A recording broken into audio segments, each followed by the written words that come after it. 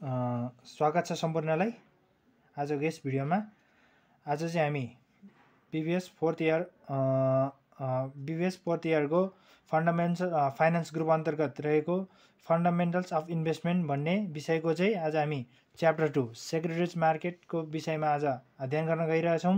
यो securities market धितोपत्र बजार भनेको के हो, यसमा कारोबार कसरी हुन्छ, बजारको कति प्रकारका बजारहरू हुन्छन्, यस सम्बन्धी हामी यस भिडियोमा अध्ययन गर्नेछौँ।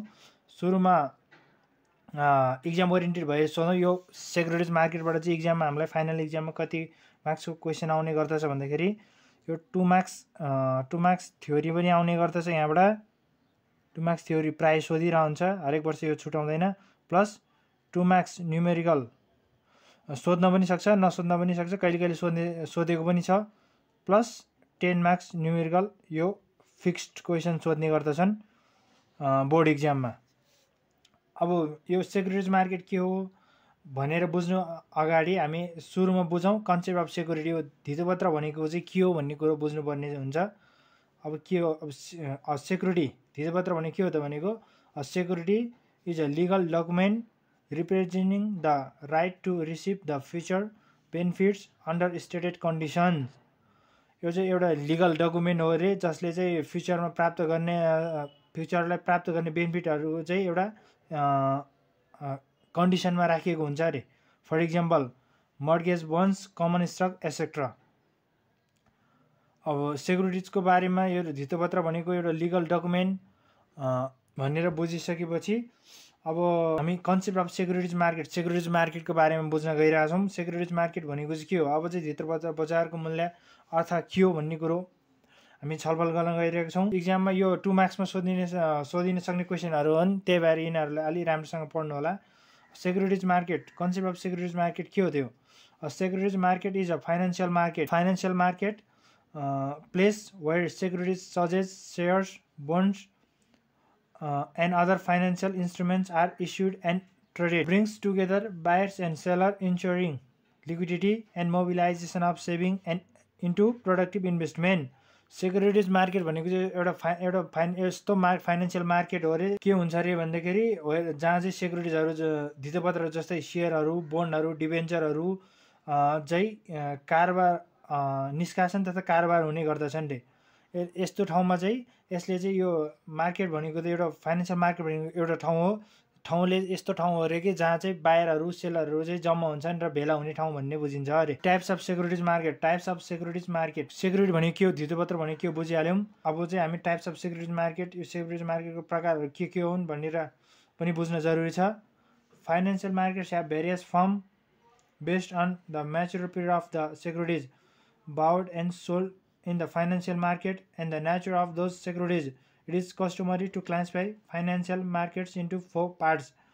यो फाइनेन्सियल मार्केटको चाहिँ धेरैहरू फर्महरू चाहिँ विभिन्न प्रकारको छ। धितोपत्रहरूको समय अवधि र तिनीहरूको प्रकृति कस्तो नेचरको छ त्यो हेरेर चाहिँ यिनीहरूले चाहिँ 4वटा भागमा विभाजन गर्न सकिन्छ। Money market, capital market, primary market, secondary market. अब हामी यो मार्केटको बारेमा छलफल गर्न गइरहेछौँ। यो 2 मार्क्सको लागि इम्पोर्टेन्ट हुनसक्छ, सोधिरहेको पनि छन्। सुरुमा जाउँ money market is a part of the financial market where short term funds ब्राकेटमा less than 1 year are borrowed and lent.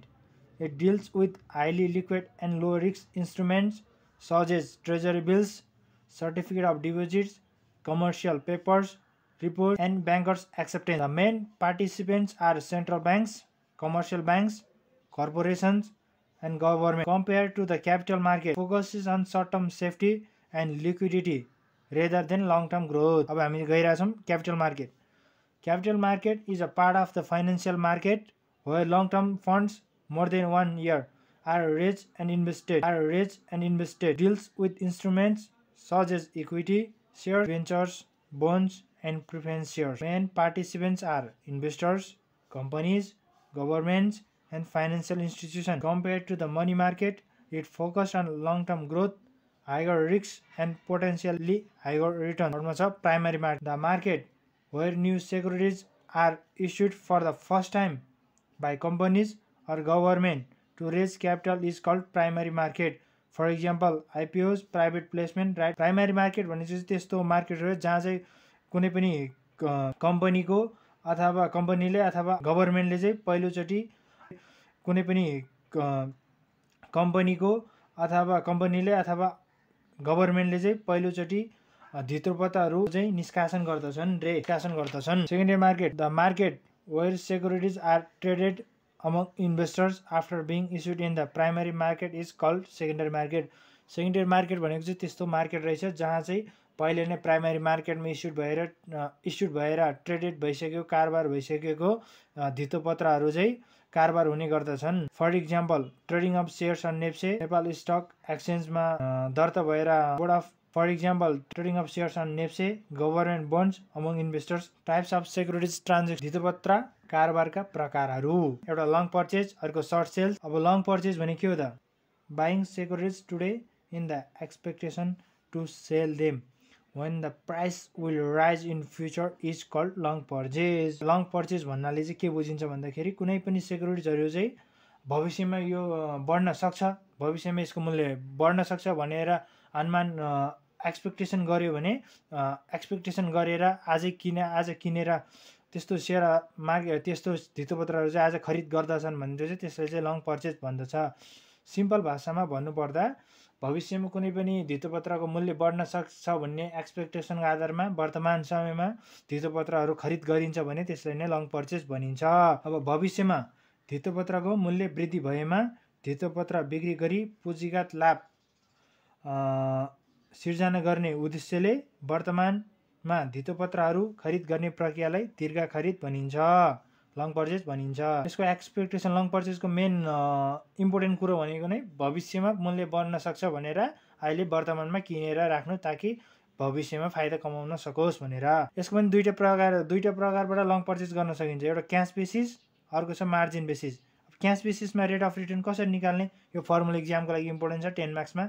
Rate of return चाहिँ कसरी निकाल्ने भने ending selling price minus beginning purchase price minus cash income interest or dividend for the period beginning purchase price of the shares, where जहाँ चाहिँ beginning ending selling price of security is denoted by P1, beginning purchase price of security is denoted by P0, cash income dividend or interest for the period is denoted by C1, capital gain or loss P1 minus P0. Of margin basis, the trading arrangement that allows investors to borrow a part of funds they need to take a position in the securities market. Margin basis भन्नाले पूर्ण रूपमा आफ्नै नगद प्रयोग नगरिकन कुनै एउटा धितोपत्र दलाल सङ्गठन अथवा धितोपत्र बोर्डबाट ब्रोकेज फर्मबाट चाहिँ ऋण लिएर कारोबार गरिन्छ भने त्यसलाई मार्जिन बेसिस भनिन्छ।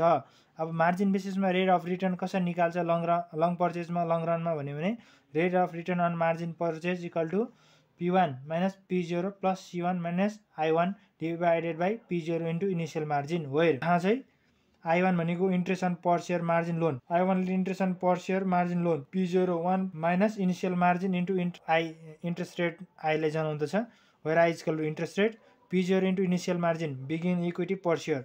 यसले चाहिँ इनिसियल मार्जिनले कति जनाउँदछ भने सपोज तपाईँले मार्जिन बेसिसमा 70% आफ्नो क्यास युज गर्यो र 30% कसैबाट ऋण लियो, डेप्ट लियो भने यो 70% चाहिँ इक्विटी हुन्छ। त्यो इक्विटीलाई नै चाहिँ इनिसियल क्यासले जनाउँदछ। इम्पोर्टेन्ट नोट, इक्विटी इन्भेस्टमेन्ट टोटलमा N into P0 into initial margin, अर्कोमा कस्ट अफ इन्भेस्टमेन्ट माइनस डेप्ट गरेर पनि इक्विटी इन्भेस्टमेन्ट निकाल्न सकिन्छ। अब इक्विटी इन्भेस्टमेन्ट पर सेयर चाहिँ कसरी निकाल्ने भनेको त्यसको फर्मुला रहेको छ P0 into initial margin. Interest, total interest चाहिँ कसरी निकालिन्छ, लोन इन्टु इन्ट्रेस्ट रेट और N into P0 into 1 minus initial margin into interest rate गऱ्यो भने टोटल इन्ट्रेस्ट आउने गर्दछन्। अब इन्ट्रेस्ट पर सेयर मात्रै निकाल्नु पर्यो भने कुन फर्मुला युज गर्नु भने interest per share equal to P0 current market price into 1 minus initial margin into interest rate. यो गऱ्यो भने इन्ट्रेस्ट पर सेयर निकाल्ने गरिन्छन्। यो फर्मुलाहरू अलि हिसाब गर्दा हामी पछि बुझ्ने नै छौँ। सर्ट सेल, अब लङ पर्चेज सकेपछि अब एउटा लङ पर्चेज सकिहाल्यो। अब सर्ट सेल्समा के छ, selling the securities today by borrowing and buying back to refund in future when price will decline. Selling यो सर्ट सेल भनेको चाहिँ कस्तो भन्दाखेरि आफूसँग नभएको धितोपत्र बिक्री गर्नु भन्नाले चाहिँ भविष्यमा धितोपत्र नै फिर्ता वा शोध भर्ना गर्ने शर्तमा चाहिँ दलाल सङ्गठनबाट धितोपत्र सापट स्वरूप प्राप्त गरी बिक्री गर्ने कार्यले जनाउँछ। यसलाई चाहिँ अलिक बुझ्ने भाषामा भन्नुपर्दाखेरि सर्ट सेल भनेको के भने कुनै पनि इन्भेस्टर अथवा कम्पनी कुनै पनि इन्भेस्टरले चाहिँ भविष्यमा कुनै पनि धितोपत्र अथवा सेक्युरिटिजको मार्केट प्राइस घट्न सक्छ है भन्ने एक्सपेक्ट गर्यो भने उसले चाहिँ आफूसँग नभए पनि ब्रोकरेज फर्महरूबाट उधारो लिन सकिन्छन्, उधारो लिएर बेच्न सकिन्छन्। यसले नै सर्ट सेल भनिन्छन्, जुन चाहिँ हामीले पछि गएर रिटर्न गर्नुपर्ने हुन्छ brokerage फर्मलाई।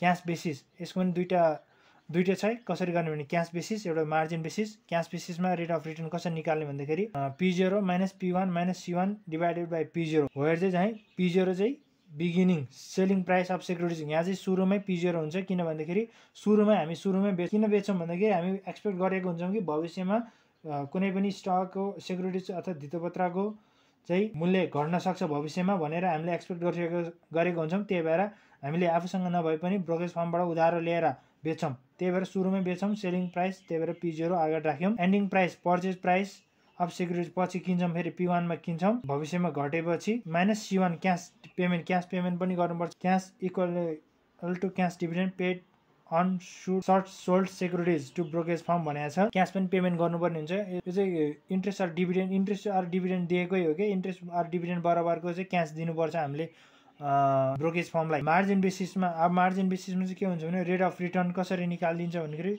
P0 minus P1 minus C1 plus interest divided by P0 into initial margin हुन्छ। यसको फर्मुला चाहिँ where P0 price, P1 price, IM भनेको इनिसियल मार्जिन, I1 भनेको इन्ट्रेस्ट पर सेयर हो। I1 यसले क्यापिटल इन्ट्रेस्ट टोटल इन्ट्रेस्ट निकाल्दा N into P0 into initial margin, यसमा interest per सेयरले भाग गर्ने हो। अब इन्ट्रेस्ट पर सेयर चाहिँ कसरी निकालिन्छ भन्दाखेरि इन्ट्रेस्ट पर सेयर चाहिँ N P0 into initial margin 1, यसमा चाहिँ डिनोट गरौँ 1 ले। P0 into initial margin into interest गऱ्यो भने चाहिँ हाम्रो इन्ट्रेस्ट पर सेयर आउने गर्दछन्।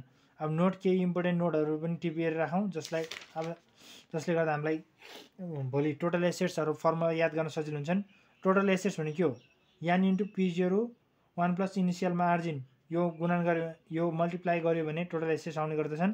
Equity N into P0 into initial margin, डेब्ट N into P0 into 1 minus initial margin. Total एसेट्सबाट डेब्ट घट्यो भने इक्विटी आउने गर्दछन्, इक्विटी र डेब्ट जोड्यो भने टोटल एसेट्स आउने गर्दछन्।